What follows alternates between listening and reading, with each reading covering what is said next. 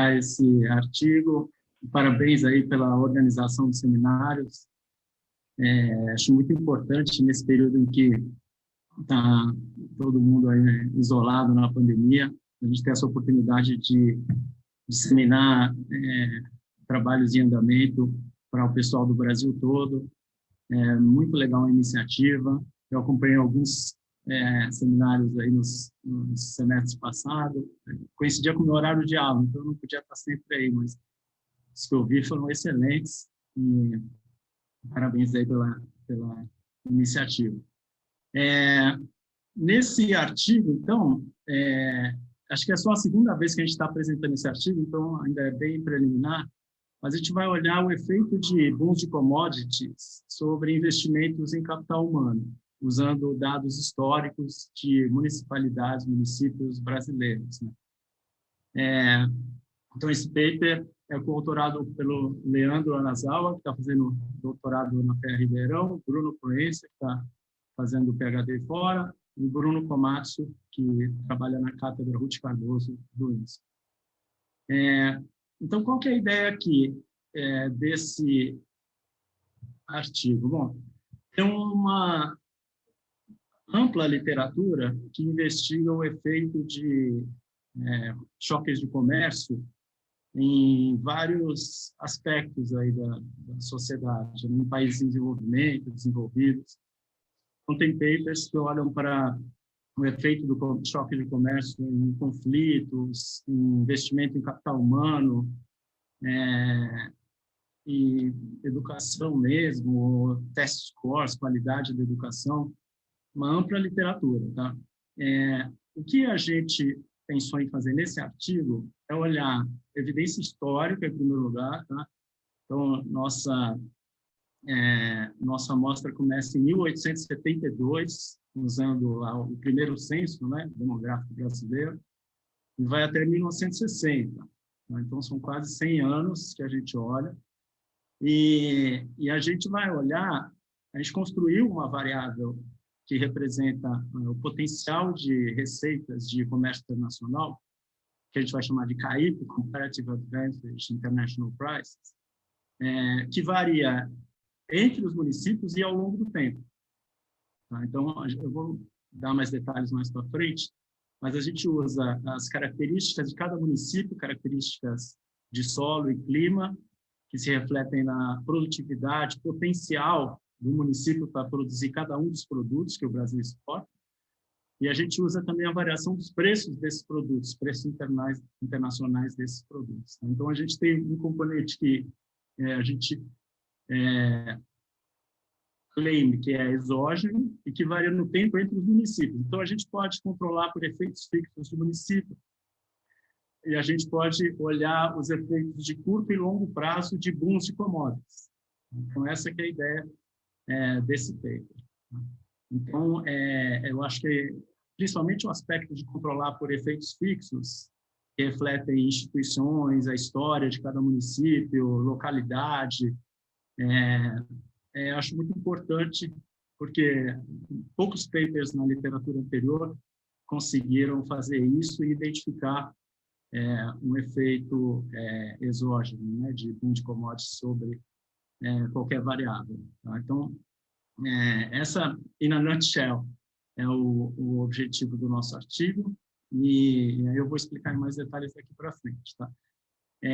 Então, só entrando em mais detalhes, a questão é a seguinte: será que quando os municípios têm um choque de receitas de exportação, por exemplo, será que eles usam essa receita para melhorar o capital humano da sua população?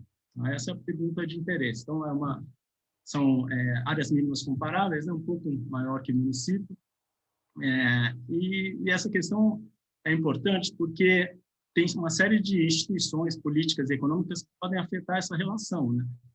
Então, Engelman e Sokolov tem vários papers nesse sentido, né? Pode ser que esses choques de comércio sejam capturados pela elite, que não teria interesse em alfabetizar grande parte da população, até porque no Brasil, né, principalmente naquela época, né, o voto era associado a a alfabetização. Tá? Então, poderia ter o interesse de não alfabetizar a população e ficar com as receitas desse choque para você. Tá?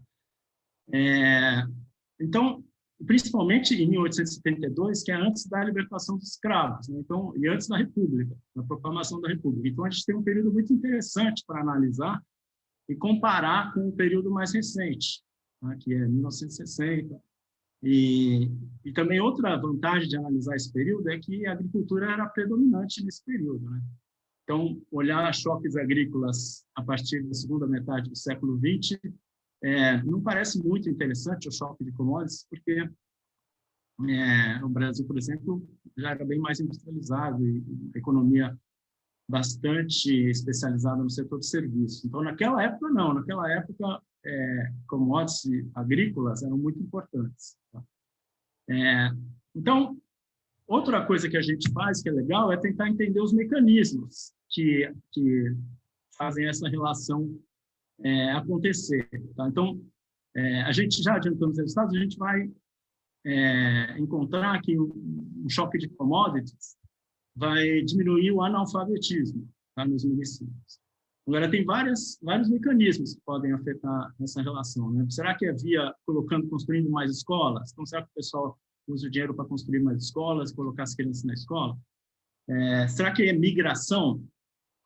Então, a gente vai mostrar uns resultados bem legais associados à migração, a saída de negros e entrada de brancos nesses municípios que recebem choques de commodities. Tá? Será que tem a ver com structural transformation, a transformação estrutural, tá? Que é a diminuição da parcela de trabalhadores na agricultura, indo para a indústria e para o serviço? E a gente vai encontrar que isso acontece também. Então, quando você tem um choque de produtos agrícolas, você gera renda e as pessoas começam a comprar mais produtos industriais e a estrutura do emprego começa a migrar da agricultura para a indústria. Tá? Será que isso também não está relacionado com a diminuição do analfabetismo? Tá?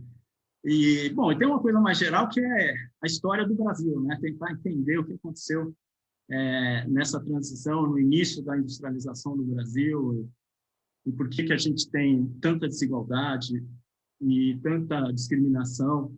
Então, a ideia é olhar um pouco para todos esses fatores, que eu acho que são muito importantes, usando uma econometria e uma variável potencialmente exógena para entender esses mecanismos. Tá bom? Ernesto? Desculpa, tem uma pergunta aqui no chat, do Paulo Arvati. Ele pergunta por que parou em 60. Tem alguma razão específica para isso? Não, então, eu acho que é mais porque a agricultura era mais importante até essa época, né? Depois de 1960, a agricultura perde um pouco de relevância no PIB, então a gente preferiu se concentrar naquela época. Mas, na primeira versão desse artigo, a gente rodou até mais recentemente, e os resultados se mantiveram. Mas eu acho, sim, uma primeira abordagem, eu acho importante analisar aquela época, que era uma época crucial para o desenvolvimento e para a origem das desigualdades no Brasil, regionais e tudo isso. Então, mas é possível atualizar o estudo para os dados mais recentes. Então, uma outra coisa importante é o seguinte, como eu falei, teve muitas mudanças institucionais no Brasil, né? O fim da escravidão, que é uma das coisas mais importantes que uma sociedade pode ter, né? E a proclamação da República. Então, é interessante entender, será que essa relação entre commodities e capital humano era diferente antes, durante a escravidão e depois? A gente esperaria que sim, né? Que as pessoas não vão alfabetizar os escravos, né? Mas eu acho que é importante entender um pouco se isso acontece ou não. Tá? Então, essa é a ideia. Tá? Então, acho que uma das principais contribuições é isso, né? Que tem uma relação endógena entre o que você exporta e o capital humano, né? Obviamente, se você investe em capital humano, você pode aumentar a produtividade, exportar mais. Então, é difícil identificar o efeito, né? E aqui a gente constrói uma nova variável que tenta capturar o efeito exógeno, né? Tem alguns problemas, como eu vou mostrar para vocês, né? Por exemplo, o preço do café muito determinado endogenamente, porque o Brasil é um dos maiores exportadores, mas, enfim, a gente vai falar isso mais para frente. Mas, em tese, a ideia é combinar variações exógenas, tá? Para identificar esse efeito. Tá? Então, a gente, como eu falei para vocês, a gente chama isso de CAIP, Comparative Advantage International Price, é a média ponderada dos preços internacionais de cada produto nos 20 anos antes do período em questão. Tá? Então, por exemplo, se a gente for analisar 1872, a gente vai usar para cada município a média ponderada da variação de preços de todos os produtos, que a gente vai usar nos 20 anos antes de 1872, tá? Entre 1852 e 72. E qual o peso que a gente vai achar que vai te dar a variação de cross-section? É a produtividade máxima potencial de cada município em cada produto, dado pelo seu clima e solo, tá? Que foi já utilizado em alguns papers. Tá? Então, cada município tem uma produtividade diferente em cada produto. Tá? Café, algodão, cacau. Então, isso vai te dar uma variação de cross-section. E, além disso, os preços internacionais variam ano a ano. Tá? Então, isso vai te dar uma variação de série de tempo. Então, a gente quer ver isso. Então, por exemplo, na Bahia, se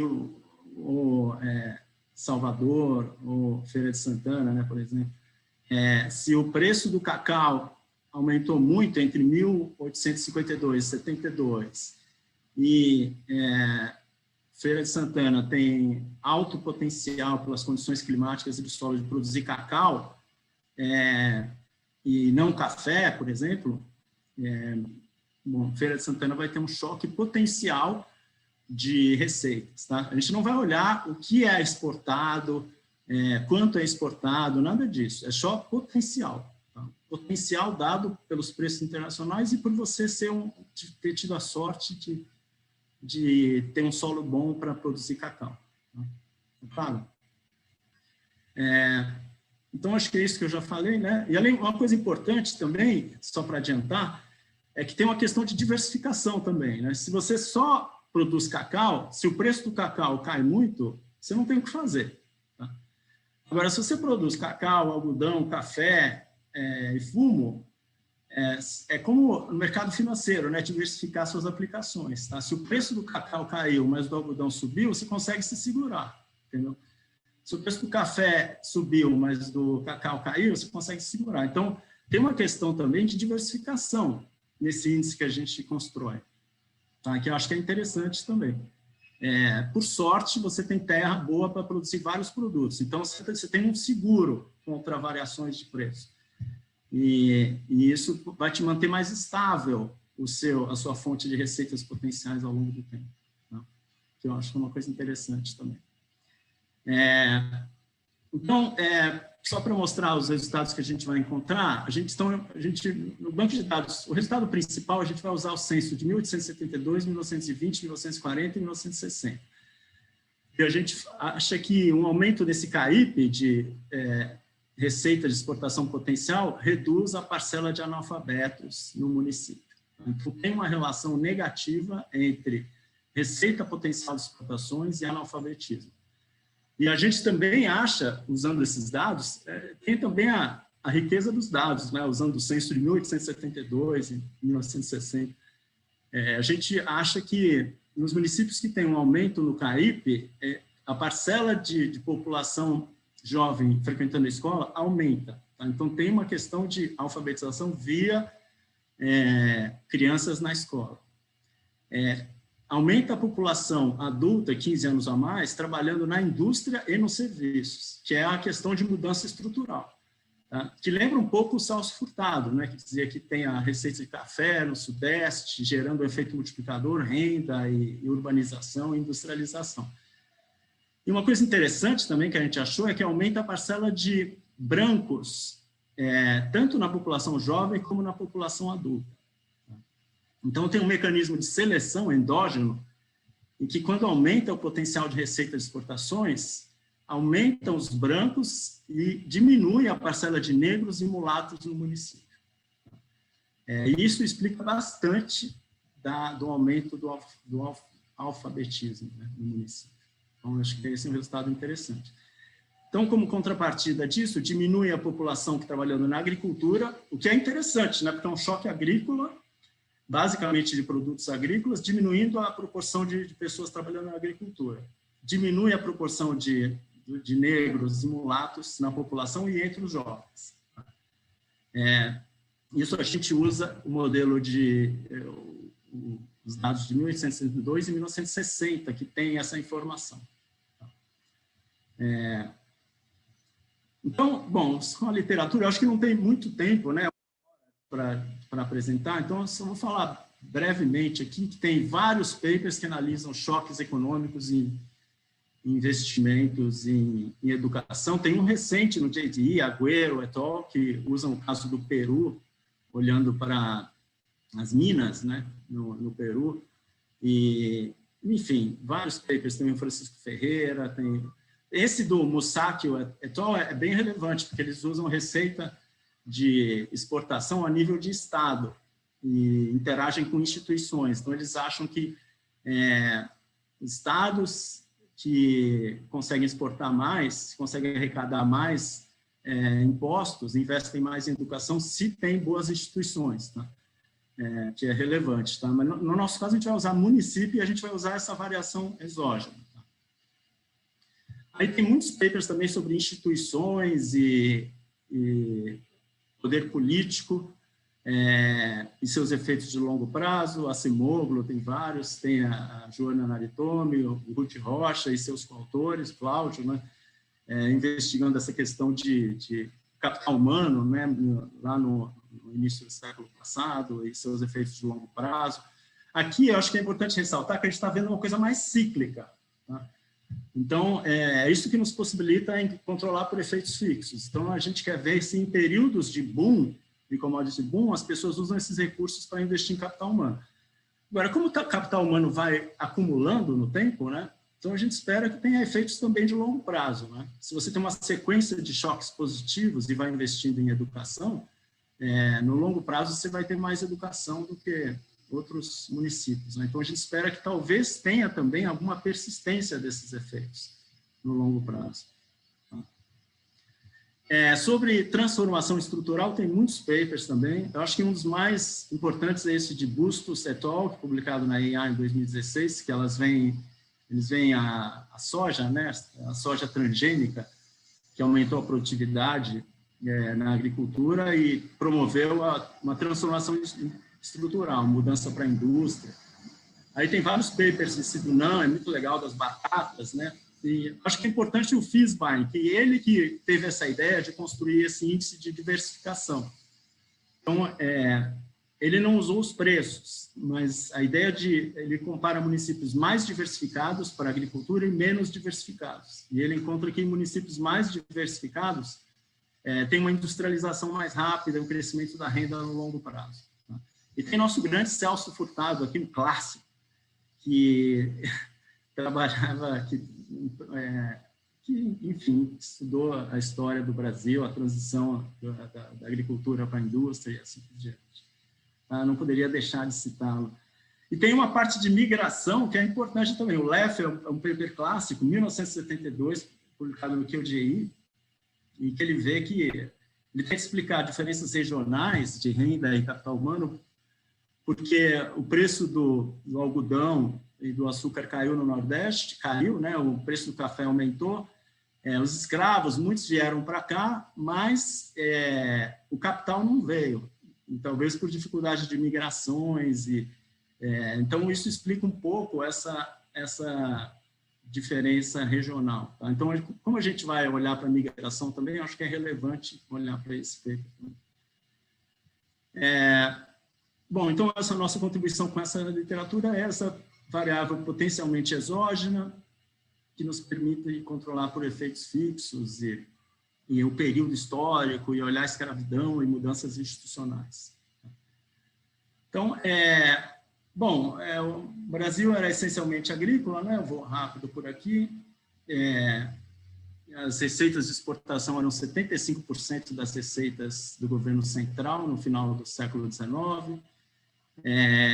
Aí, com a proclamação da República, teve uma descentralização, e aí as receitas foram para os estados, e mesmo assim a agricultura representava 40% das receitas. Então era muito importante a agricultura naquela época, até meados do século XX. Tá? E aí, como todos sabemos, né, a escravidão acabou em 1888, mudou a relação entre... Será que mudou a relação entre exportações e capital humano? Uma coisa que eu acho que é interessante é isso, é que para votar era necessário ser alfabetizado, né? Então, coloca uma pitada adicional de interesse aqui, porque a elite talvez não tivesse interesse em investir em educação, porque poderia perder poder político. Então, isso também acho que é interessante, um fato específico aqui. Nice. Tem uma pergunta do Paulo. Fala. Só para entender a história que vocês têm em mente, relacionado, né, inclusive ao paper lá do Aldo, que você mencionou. Porque educação, nesse período, grande parte é estadual, não é municipal, né? Então, como é que você quer que a gente pense essa história de... Tem esse choque de commodities, você está pensando o quê? Que no nível estadual, e aí no nível estadual você vai colocar mais escola em municípios que... Ou seja, qual é a história que você tem na cabeça? Então, primeiro eu estava pensando em demanda, né, também. As pessoas, as famílias ficam mais ricas e colocam seus filhos na escola por um efeito renda. Tá? Então, um efeito local das famílias, dos municípios que sofreram choques positivos. Né?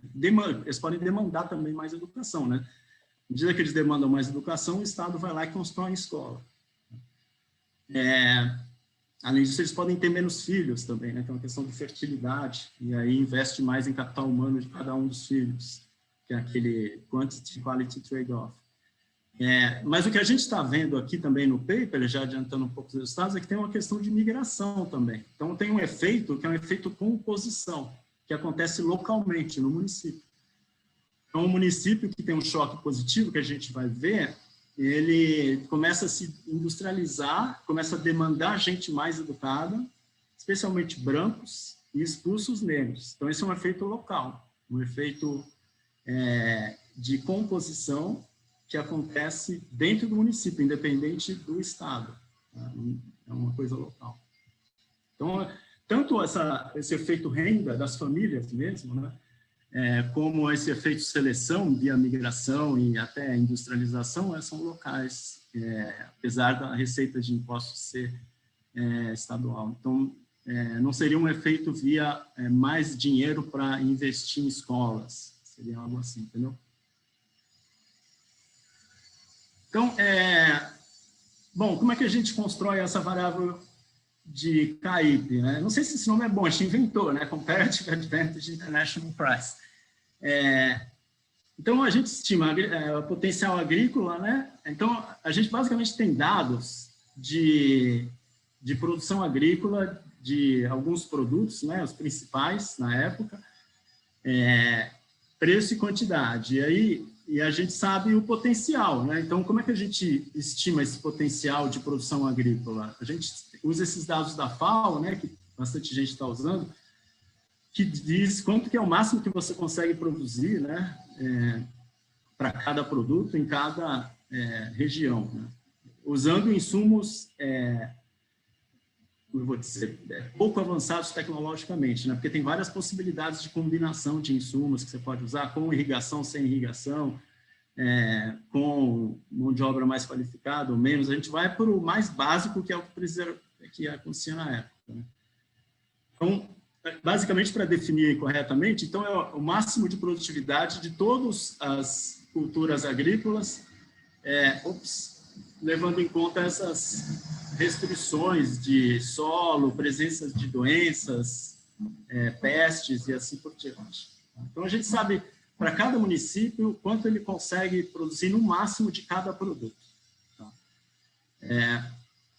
Então, como é que a gente estima isso? Bom, a gente tem a produção efetivamente realizada em cada município, né? Eu vou mostrar os dados mais para frente. E a gente tem esse PI, que é o vetor de máxima produtividade de cada produto. Então, a gente faz essa regressão, é um logit multinomial fracionado, porque as parcelas têm que somar 1, cada uma delas é entre 0 e 1, e elas têm que somar 1. Então, a gente vai usar esse modelo para prever a parcela de cada produto que é produzido em cada município, usando esse máximo potencial de cada produto em cada município. E aí a gente vai usar a variação exógena, então é o valor previsto. E esse valor previsto é de não realizado, né, quanto o município produz de café, exporta de café, mas o que ele poderia produzir e exportar, dado suas condições climáticas de solo e tudo. Tá? Então, essa variação é exógena, é dado pela história, né, pelas condições geográficas do município, porque aqui não tem tecnologia, não tem nada de irrigação, não tem nada. Tá? Então, a gente argumenta que essa variação aqui é exógena. Tá? Então, por exemplo, esse aqui é o produto potencial estimado de café nos municípios brasileiros, tá? E esse aqui é o realizado. Tá?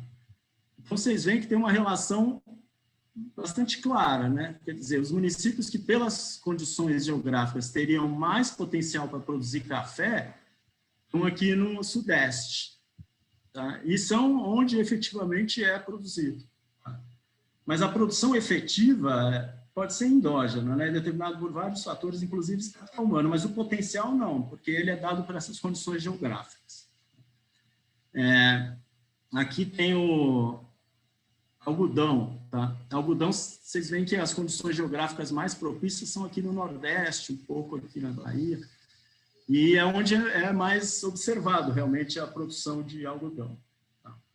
Então, tem uma correlação bastante forte dessas condições potenciais com o observado.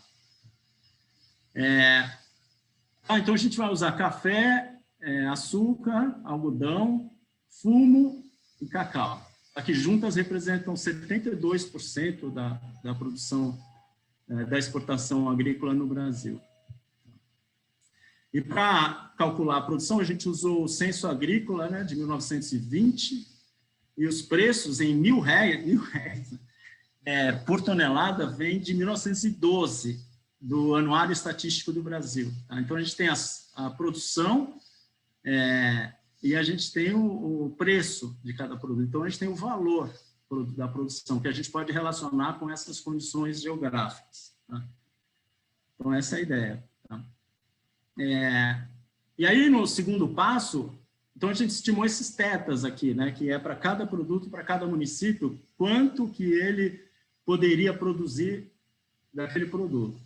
E aí a gente tira a média dos preços internacionais nos 20 anos antes do período, ponderado por essas produtividades potenciais. Tá? Então, aqui você tem o CAIP, sei lá, Feira de Santana, no ano 1872. O que vai ser isso? Vai ser a média dos preços de cacau, café, algodão, açúcar, nos últimos 20 anos, que são os mesmos para todos os municípios, ponderados por essa produtividade potencial. Tá? Então, no caso de Feira de Santana, eu acho que, não sei se é um bom exemplo, mas se fosse potencialmente altamente produtora de cacau, ela teria um alto peso para o preço do cacau e baixo peso para o preço do café, do açúcar e do algodão. Tá? Agora, pensa num município diversificado. Então, ele deu sorte da natureza e ele consegue produzir bem os 5 produtos. Então, cada produto vai entrar com o mesmo peso. Então, nesse caso, vai ser só a média da variação dos preços nos últimos 20 anos. Então, essa é a ideia, tá? Então, aqui é o CAIP em 1872, do lado esquerdo, e 1960, do lado direito. Tá? Então, quem mais se beneficiou são os, em 1872, pelos preços de 20 anos atrás. Tá? Então, a gente está usando os preços de 1852 a 72. Então, quem se deu bem nessa época foi o Sudeste e aqui, né, o Norte, o Acre. Tá? Em 1960, Já foi mais a região norte mesmo. Então, o sudeste não se deu bem, porque o preço do café caiu. Tá? Então, essa que é a ideia que a gente usa. Tá? Eu acho que é interessante olhar, porque demora um pouco para entender a intuição desse CAIP, né? Então, por exemplo, aqui é o preço do café e o CAIP. O preço do café ele foi alto até 1900, aí despencou, né? E aí aumentou aqui entre 1950 e 60. O CAIP, que é esse linha pontilhada aqui, com uma variação aqui interquantil, varia muito menos do que o preço nos municípios, tá? Porque os municípios não produzem só café, eles produzem uma cesta de bens. Um município que só consegue produzir café, o CAIP dele vai acompanhar o preço do café. Tá? E a mesma coisa açúcar, o preço do açúcar despencou, mas o CAIP não despencou tanto. Tá? Então tem um hedge de você ter vários produtos, né? Por exemplo, quem produzia cacau, fumo, o preço do parou nesse período. Tá? Então, isso é que compensou um pouco a queda no preço do cacau e do açúcar. Tá? Além disso, tem esse efeito, né, de diversificação. Então, aqui são os municípios que são altamente diversificados. E aqui, essa área cinza é a variação do CAIP entre esses municípios em cada ano. Esses municípios são altamente diversificados, o CAIP não varia muito. Tá? Os municípios todos acompanham esse CAIP. Agora, quando tem baixa diversificação, tem alguns municípios que têm um CAIP muito abaixo da média. Tá? Porque, por exemplo, eles eram especializados em café. Tá? Então, essa coisa de diversificação eu acho interessante. Tá? E tem a questão de volatilidade também. O CAIP, novamente, que é essa linha cinza aqui, ele varia muito menos no tempo do que o preço do produto. Tá? Então, especialmente se você é mais diversificado. Tá? Então, basicamente, a gente vai usar dados em painel de 1872, 1920, 1940, 1960. A gente vai estimar um modelo de efeitos fixos. Aqui tem o CAIP, aqui tem as dummies de ano, aqui é o efeito fixo, aqui é um choque aleatório. O Y, nosso Y principal é o analfabetismo, a gente observa em todos esses anos. O CAIP eu já expliquei, as dummies de ano são intuitivas, e os efeitos fixos capturam todos esses aspectos institucionais de cada município que não variam no tempo, nesse período. Tá? Localização, por exemplo, ciclo de ouro, ciclo de cana-de-açúcar, descobrimento, tudo isso está no efeito fixo. Então, um problema aqui que a gente tem é que algumas produções aqui podem ser endógenas. Né? O caso do café é emblemático, porque o preço do café, o Brasil era responsável por cerca de 60% da exportação de café no mundo. Tá? Então, é difícil argumentar que o preço do café é exógeno. Então, o que a gente faz a gente exclui o café do CAIP em algumas especificações, fica só com os outros produtos e vê se os resultados se mantêm. Tá? Eu acho que isso é muito importante, é o principal problema aqui da nossa especificação, sendo bem franco. Mas, enfim, a gente tem um modelo sobre-identificado, porque a gente tem vários preços e várias condições geográficas para cada produto. Tá? Então, a gente pode excluir, é como se a gente tivesse 5 instrumentos, basicamente, que a gente combina nesse índice, mas a gente poderia usar separadamente. Tá? Então, por exemplo, a gente pode desligar o preço do café e olhar o que acontece só quando os outros produtos, preços dos produtos variam. Essa aqui é a ideia. E aí a gente usa também outros períodos para construir o CAIP, né? Por que 20 anos e não 10? Por que a gente usa média e não mediana? E assim por diante. Tá? Nécio, o Felipe, ele fez uma pergunta aqui, como é que foi estimada a volatilidade? Volatilidade é o desvio padrão da variação do log do preço no período. Tá? Então, por exemplo, em 20 anos, qual foi o desvio padrão do preço do café, do cacau? Não a média, né, que a gente usou, mas o desvio padrão. Essa é a ideia. E o Rodrigo Soares pergunta quanto da variação total dos resultados vem especificamente do café? Olha, o café é bastante importante. A gente não fez essa conta de quanto que vem do café. Mas, assim, o que a gente faz é assim, a gente tira o café e mostra que os resultados se mantêm sem o café. Então, mas é um bom ponto para a gente calcular, né? Quanto da variação vem especificamente do café. Mas, assim, o que a gente faz é isso. A gente desliga o café e vê se os resultados se mantêm. Então, aqui, ó, aqui é a média de analfabetismo. Então, em 1872, 94% da população era analfabeta. Essa aqui é a média dos municípios, tá? Em 1960 era 46%. Tá? Aqui a parcela de crianças frequentando a escola, 12% em 1872, 47% em 1960. Aqui a parcela de negros, caiu a parcela de negros média no Brasil, de 17% para 9%. De mulatos também aumentou a parcela de brancos. Aqui a parcela de municípios dedicados à agricultura, em média, aumentou. Tá? Algumas coisas me surpreenderam, tá? Mas nesse período, por exemplo, a porcentagem média de empregados na agricultura nos municípios brasileiros aumentou. Lógico que alguns se industrializaram e outros não, né? Mas em média ficou constante. Na indústria aumentou e o que caiu muito foi serviços, tá? 38% para 20%. A gente tem imigração, que é importante também, né, para entender se o aumento do CAIP aumentou a imigração. E aqui a gente tem a população de negros, mulatos e brancos entre os mais jovens. Né? Aqui a gente tem os dados, né, que a gente usa, o censo de... Os censos principais que a gente usa são 1872 e 1960, que tem mais informação.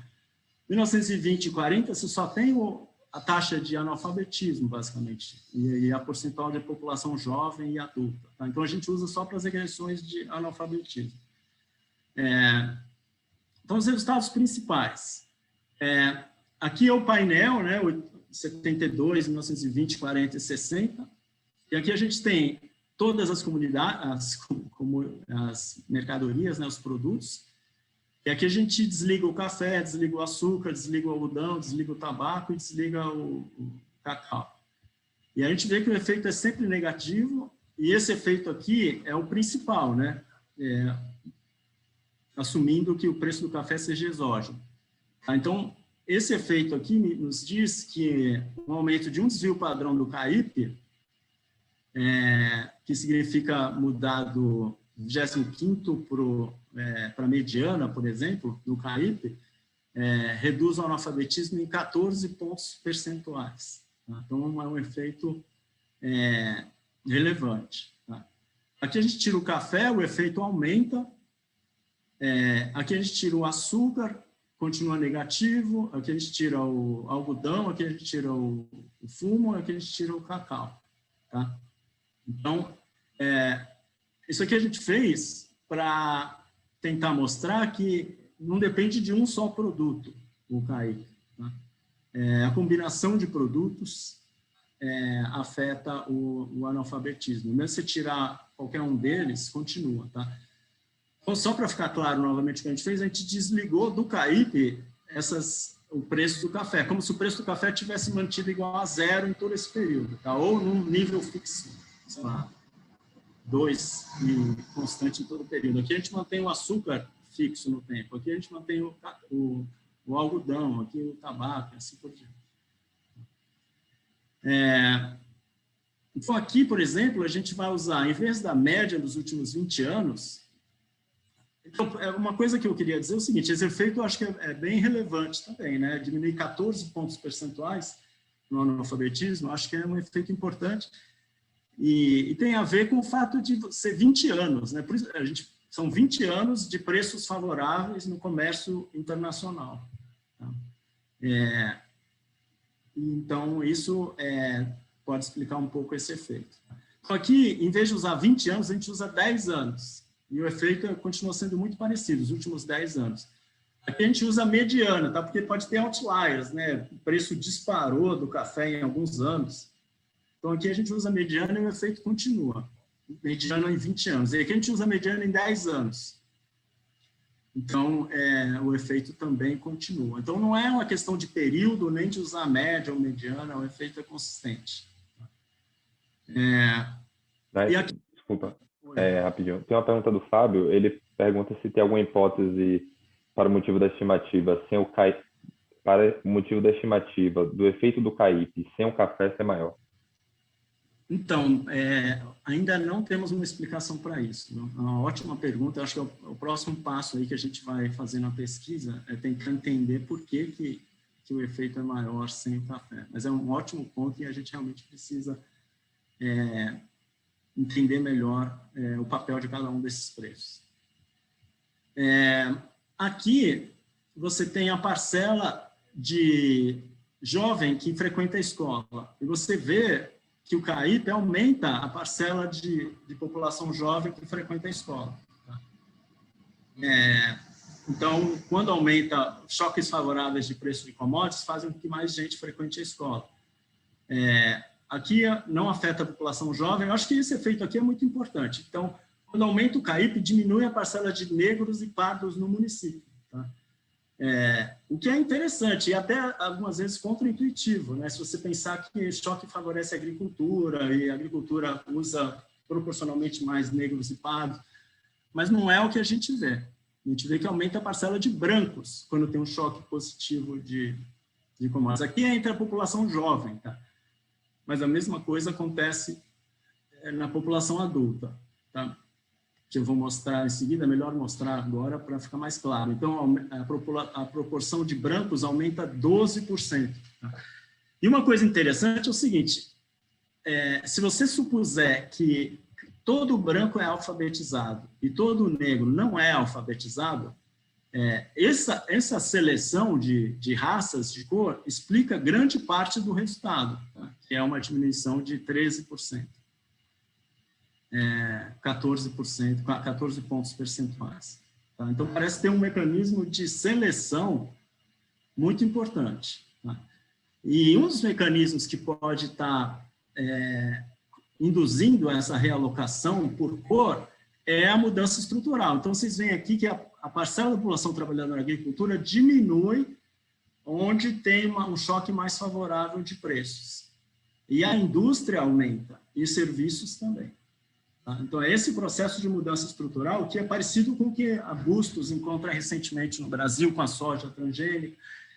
E vários papers debatem esse processo de mudança estrutural, né? A população com agricultura, elasticidade de renda maior que 1 na indústria, e você começa a consumir mais produtos industriais, e assim por diante. Só que a gente está vendo isso lá no início do século XX, que eu acho que é bastante interessante. Bom, isso aqui eu já mostrei. Aqui tem os resultados sem café, tá? E os resultados se mantêm. Tá? Então, mesmo sem café, aumenta a parcela de brancos, aumenta a parcela da indústria, na indústria, diminui de serviços. Então, parece que não é específico do café. Aqui a gente vai ver a relação entre o CAIP e a proporção de escravos em 1872. Então, aqui a gente não usa os dados de 1872, e a gente vai olhar o seguinte, será que o efeito do CAIP sobre o analfabetismo foi menor nos municípios em que tinha uma maior proporção de escravos? Então, a ideia aqui é que, como eu falei antes, né, se você tem escravidão, em 1862, o município tinha escravidão, né, pode ter um legado de instituições ruins e assim por diante. Então, você esperaria que um choque, a partir de 1920, não se traduzisse em redução de analfabetismo, então, de uma maneira tão forte como nos municípios em que não houve escravidão, ou que a escravidão tinha diminuído em 1872. Então, aqui a gente vê que isso não ocorre. Então, a interação não é estatisticamente significativa. Então, houve essa redução de analfabetismo mesmo nos municípios em que tinha uma alta proporção de escravos em 1872. Tá? Então, talvez seja por esse processo de seleção, tá? Mesmo que tivesse essas instituições ruins, se o processo de seleção, de migração por cor, é o que está por trás de grande parte dos resultados, pode ser por isso, né, que os municípios onde tinham muitos escravos, eles expulsavam de alguma maneira os negros ex-escravos e assim reduziam o analfabetismo. E aqui a gente vê se o efeito mudou, se esse efeito, tudo isso está controlado por efeitos fixos, né, por painel e tudo. Então aqui a gente vai ver o efeito do CAIP sobre o analfabetismo interagindo com o período de 1872. Tá? Então é um modelo de diferenças e diferenças, basicamente. Aí a gente vê que o efeito durante a escravidão e durante antes da proclamação da República era maior sobre a redução do analfabetismo do que depois. Tá? Então, um resultado bastante interessante, eu acho que também a gente precisa entender melhor. Tá? Uma coisa que a gente faz para finalizar, acho que eu estou dentro do meu tempo aqui, a gente olha se o CAIP de um certo período tem efeitos no longo prazo. Tá? Então, por exemplo, a ideia de períodos críticos. Será que era importante ter uma variação de preços, um choque de commodities, em algum período da história? Tá? Será que era muito importante o período crítico para industrializar, para você desenvolver boas instituições, assim por diante, era 1872, tá? Ou 1920, ou 1940, ou 1960. Então, a gente pode construir esse CAIP para qualquer período, basicamente. Tá? Então, a gente vai ver o efeito dessa variação do CAIP em 1862 no longo prazo. Tá? Então, aqui sem efeitos fixos. Então, a gente vai ver o CAIP de 1862 no Gini de 1960, Gini de 1980, Gini de 2000, Gini de educação. Tá? E aí a gente vê que os efeitos vão se diluindo. Tá? Então, aqui, o CAIP de 1872 tinha um efeito positivo no Gini de 1960, mas não significativo. E foi diminuindo ao longo do tempo. Em 1920, teve um efeito significativo de aumentar a desigualdade, e foi reduzindo ao longo do tempo, mas permanece significativo aqui. Tá? Em 1940, o efeito era negativo e foi sendo diluído ao longo do tempo. Tá? Em 1960, também era positivo, virou negativo, mas não significativo. Então, essa é uma primeira análise que a gente faz para entender se choques de preço em algum período têm efeitos de longo prazo. Tá? E como a gente pode usar esse CAIP e calcular em vários períodos do tempo, a gente pode tentar ver efeitos de longo prazo. Tá? Por exemplo, pode ser que no início da industrialização do Brasil era um período crítico para você ter um choque favorável de commodities, porque você, na linha do Celso Furtado, né, você tinha um choque de renda que te possibilitava criar um mercado interno e industrializar e assim por diante. Tá? Mas, assim, no longo prazo, esses efeitos do CAIP são quase todos não significativos. Lógico que aqui é uma primeira abordagem, a gente pode usar Gini de renda, a gente pode usar desigualdade racial, a gente pode usar diferencial de renda e tudo isso. Tá? Isso aqui é só um resultado inicial, só para mostrar o potencial dessa metodologia, dessa variável que a gente construiu. Tá? Então, para concluir, a gente usou esses dados em painel a nível municipal, de 1872 a 1960, usando essa variável de receita potencial, dado por essa variável Comparative Advantage International Prices, controlando por efeitos fixos, e nossos resultados mostram que os municípios que tiveram um aumento de potencial de receitas de exportação nos 20 anos anteriores conseguem reduzir mais o analfabetismo.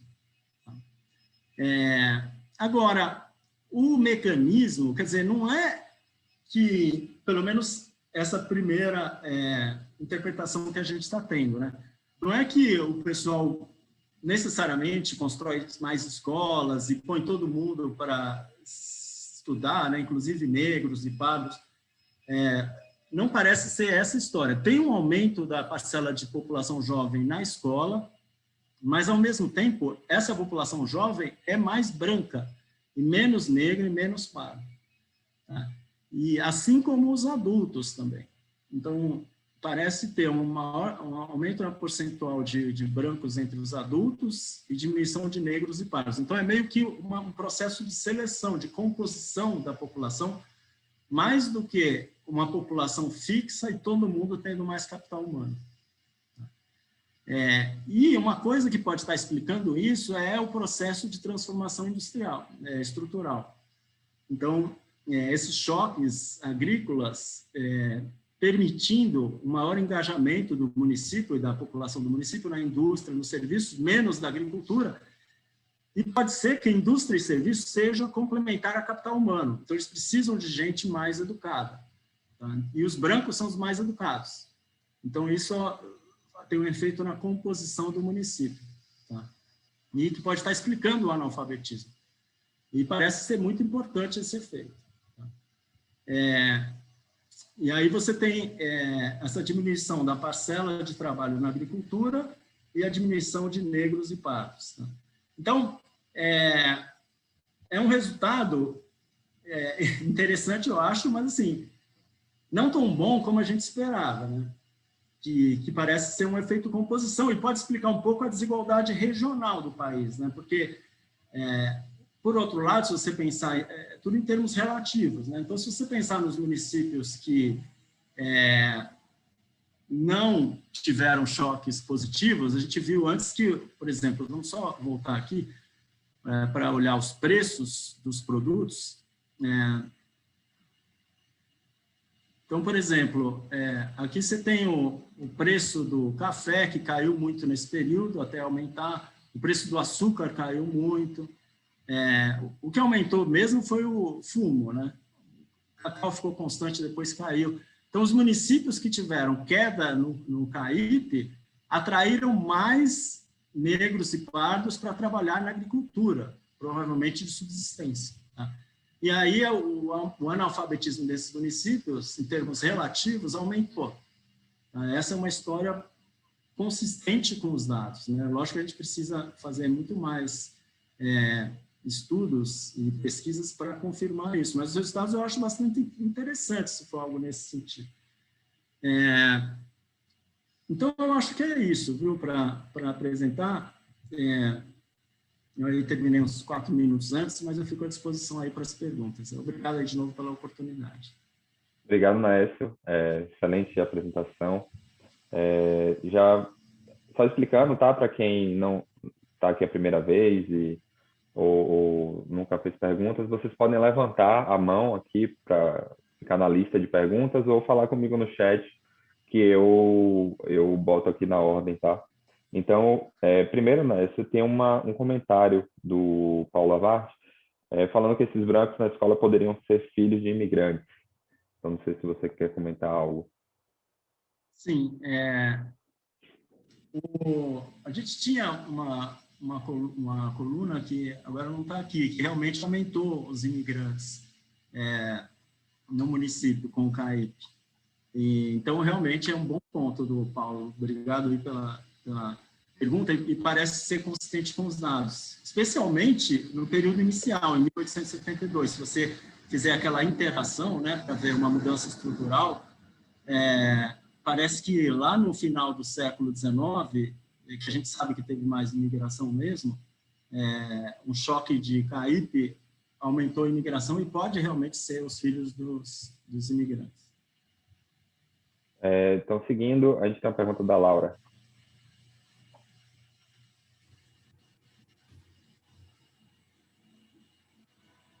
Não sei se eu entrei aqui. Entrei, vocês estão me ouvindo?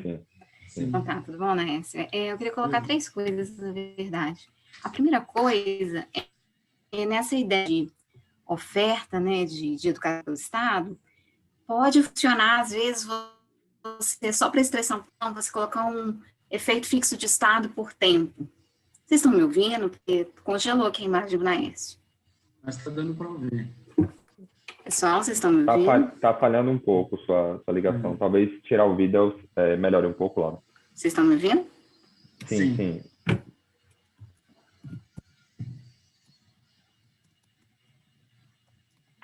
É o seguinte, eu vou falar com ela no chat, enquanto isso eu vou passar para a pergunta do Pedro Cavalcante, enquanto eu falo com a Laura aqui.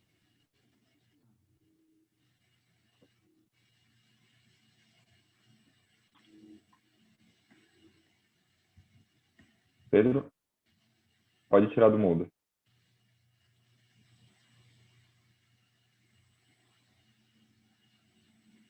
Alô, Pedro, não sei se o Pedro está ouvindo, está com a mão levantada.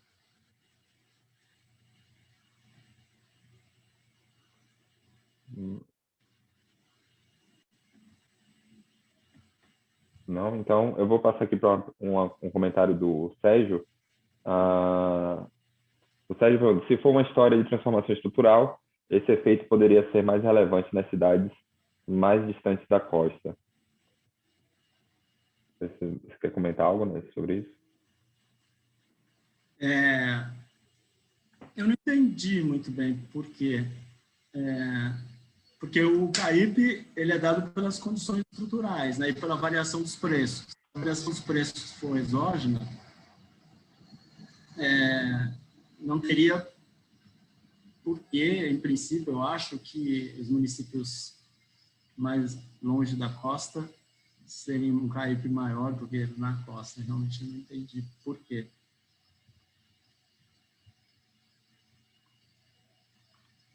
Sérgio, quer comentar algo aqui no chat ou quer tirar o microfone para falar?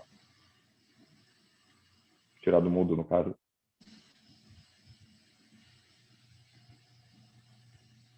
Pronto, Sérgio pediu para falar no microfone.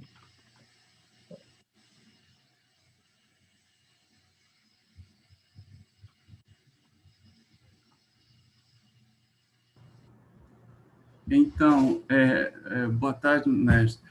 O que eu estava pensando aqui era mais ou menos aquela história de migração, né?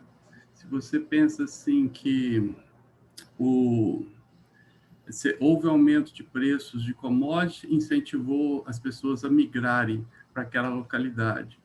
Então, aqueles locais mais distantes eram mais difíceis de migrar, né? Então, só quando você tem um choque bem grande do preço, que aí as pessoas falam assim, não, agora eu vou para lá, eu vou montar uma indústria, eu vou montar um serviço, vou montar alguma coisa assim. Então, se for essa história assim, olha, está indo gente para compor setor de indústria, setor de serviços naquele local, então, nesses locais assim mais distantes, então é ali que seria mais beneficiado quando você tem esse choque na sua variável. Seria essa a ideia. Entendi. Não, obrigado, excelente ponto. Eu realmente não tinha pensado nisso. Bem interessante mesmo. Acho que a gente pode fazer alguns testes aí de robustez olhando para efeitos diferenciados na costa e no interior. É um excelente ponto. Obrigado. A Laura está de volta, então vou abrir novamente o microfone. Tá bom, desculpa. São três, né? Na verdade, a primeira coisa é a seguinte: se você está pressupondo, né, que esses choques estão tendo algum efeito comum no estado, pode ser legal dar uma estressada na sua especificação e colocar um efeito fixo de estado interagido com o tempo. Não vai pegar tudo, claro, mas assim, se você está pressupondo que a oferta de educação ela é um choque, ela é toda feita pelo estado, não é aquela argumentação do Cláudio inicial. Eu acho que pode ser interessante você dar uma estressada na sua especificação e achar esse resultado enfim, estado, período. Claro que você pode ter uma distribuição heterogênea, né, da educação, o enfim, estado, enfim, mas eu acho que é um argumento. A segunda coisa que eu ia colocar é o seguinte, eu não sei se eu perdi, mas eu acho que você não chegou a estimar efeito assimétrico, né, para ver se, na verdade, o que você está achando vem da emigração, né, da saída das pessoas, ou da atração, né, de pessoas brancas, em especial, que você está olhando. Eu fiquei curiosa, na verdade, o que aconteceu, né? Os brancos saíram das cidades que perderam dinheiro, ou os brancos foram atraídos para cidades que ganharam recursos, né? E uma terceira questão que eu acho que é interessante, é que você falou que era contra-intuitivo você pensar que teve um aumento dos serviços, né, da indústria, nesses municípios que tiveram um ganho no CAIP. Mas também tem toda essa literatura de infraestrutura, né, e desenvolvimento da indústria e tal. Até o Pedro Américo, ele defendeu agora a tese dele, com o Cláudio também, e ele viu isso, né, a expansão das ferrovias e desenvolvimento industrial no Brasil. Então, pode ser legal estar testando essa questão de infraestrutura, né, principalmente ferrovias, talvez outras informações, para testar esse caminho aí, amadurecer essa narrativa. Legal, viu? Muito obrigado pelas perguntas. Realmente, o F-ano a gente não pôs, eu acho que dá para botar. Acho que vai ser interessante essa interação UF-ano na medida em que a receita dos impostos estava concentrada nos estados, como o Cláudio viu. Então, teoricamente, a gente estaria isolando esse efeito, eu acredito. E aí seria só dentro do estado, seria em linha com a minha explicação de as famílias ficando mais ricas e demandando mais educação, ou diminuindo o número de filhos, ou essa migração. Então, acho que pode isolar esse efeito, fica mais claro o canal. A questão de assimetria, a gente não fez bem isso, mas a gente olhou o efeito sobre o tamanho da população. E nos municípios com CAIP positivo, aumenta a população branca e diminui a população negra e parda. Então, as duas coisas acontecem para mexer na parcela. Tem uma atração de brancos e uma expulsão de negros e pardos. Então, esse resultado, quando a gente usa a proporção, na verdade, tanto o numerador como o denominador estão mudando. E a questão de infraestrutura é muito interessante, né? Novamente, aí depende de quem investe em infraestrutura, de onde vem o investimento. É uma questão muito importante que a gente não tinha pensado. Mas será que é o Estado? Porque eu acho que grande parte das receitas estavam no Estado. Ou é o município, ou é a União. Então, isso é um ponto muito interessante. Se a gente botar as interações do F-ano e for as receitas estaduais, a gente está isolando esse efeito. Então, mas eu acho que é bem legal, porque realmente a gente precisa pensar mais e aprimorar os resultados. Muito obrigado aí pelos comentários. Nessa tem mais 2 comentários aqui no chat. Um comentário do Paulo, ele fala o seguinte: um breve comentário sobre o aumento da educação pelo lado da demanda. Uma das possíveis explicações poderia ser a redução do trabalho infantil. Tendo mais renda, os pais poderiam trabalhar, os pais poderiam mandar os filhos para a escola em vez de mandar trabalhar? Faz sentido? Não é isso mesmo que eu pensei. Quando você é pobre, aí você tem que botar os filhos para trabalhar, né?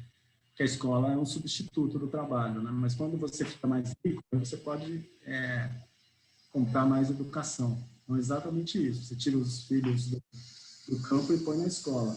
Desde os filhos brancos, eu acho, né? Mas é esse o mecanismo mesmo. O Pedro também voltou. Eu não sei se o Pedro quer perguntar aqui no microfone, ou se... Deixa eu ver se ele responde aqui no chat.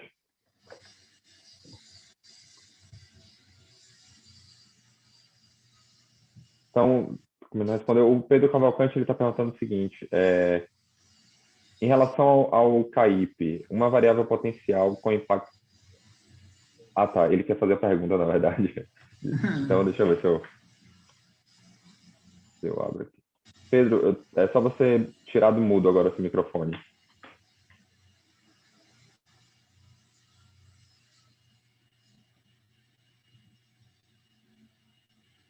Oi? Pronto. Cara, minha rede caiu aí, desculpe. Você está ouvindo agora? Está ouvindo? Sim. Não, Maestro, era só para esclarecer. Aliás, parabéns, excelente trabalho. Eu fiquei em dúvida entre a relação entre o CAIP, que é uma variável potencial, com o efeito do choque, efeito real do choque, né? Se você mostrou umas figuras, mas eu queria saber se você investigou exatamente, porque pode ser que o potencial, no fim das contas, seja muito difícil do impacto efetivo do choque.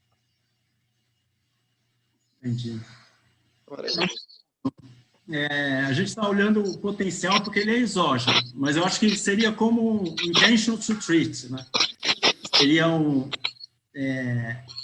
intenção de tratar. Então, ela tem o potencial de gerar receita de exportação. A gente não sabe se efetivamente gerou ou não, até porque a gente não tem dados, né, de exportação por município naquela época.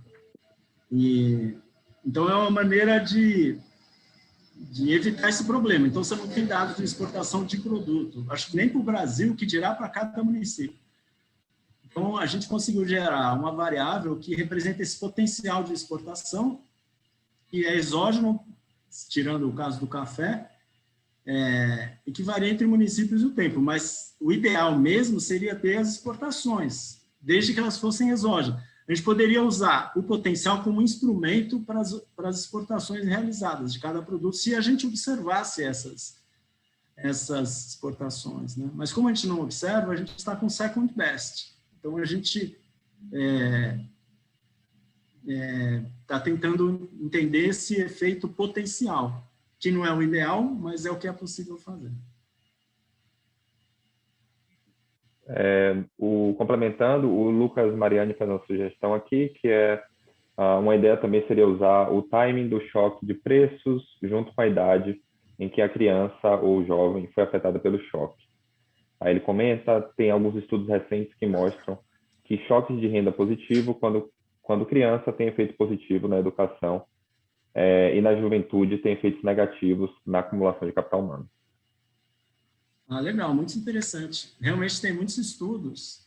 Acho que o Vladimir, até que estava aí, ele tem um que mostra a variação de preços afetando uma geração específica na educação. E era legal ter dados mais finos, né? O problema é que a gente tem dados lá de 1872. Acho que idealmente a gente queria saber o seguinte: pega a população adulta hoje, tem que saber onde eles nasceram. Por exemplo, suponha que você tem dados de 1960 e você sabe onde as pessoas de 60 anos nasceram. E aí você tem que ver se, quando elas nasceram, o CAIP estava alto nesse município. A gente pensou nisso. E aí fazer isso para diferentes grupos etários. Aí eu passei um tempo procurando esses dados. Será que tem dados de nascimento, município e ano de nascimento? E não tem. No census não tem, só mais recentemente é que você tem. E os choques, e mais recentemente, esses choques agrícolas não são tão importantes, mas são importantes, mas não tanto. Então, o que a gente queria era isso, até a gente procurou no Brasil dados de 1920, 30, 40, 50, no estatística do século XX, a gente não achou nenhuma base de dados que tenha o município e o ano de nascimento. Porque a gente realmente pensou nessa estratégia. Seria muito legal para ver variações do CAIP afetando capital humano em diferentes fases da vida. Mas eu acho que não tem dados. Se alguém souber de alguma base de dados que a gente possa utilizar, me manda no e-mail e será devidamente agradecido. Para finalizar, uma pergunta aqui do Felipe. Ele perguntou o seguinte: a elevação do CAIP acaba gerando mais efeitos em outros setores do que propriamente na agricultura. Dado que o percentual de trabalhadores na indústria aumenta em detrimento... Deixa eu ler aqui de novo. Então, a elevação do CAIP acaba gerando mais efeitos em outros setores do que propriamente na agricultura. Dado que o share de trabalhadores na indústria aumenta em detrimento da agricultura, a produtividade agrícola cai com isso?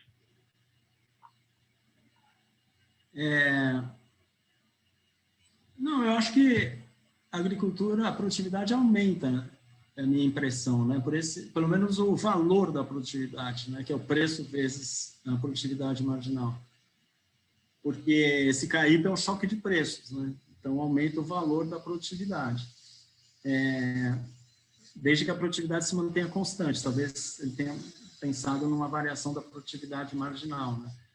Mas eu acredito, assim, por exemplo, esse paper da Bustos, que eu acho muito legal, que usa essa soja transgênica, ela vê isso, né? Quando aumenta a produtividade agrícola, você expulsa os trabalhadores da agricultura e eles vão para a indústria, nos mesmos municípios em que houve essa inovação tecnológica.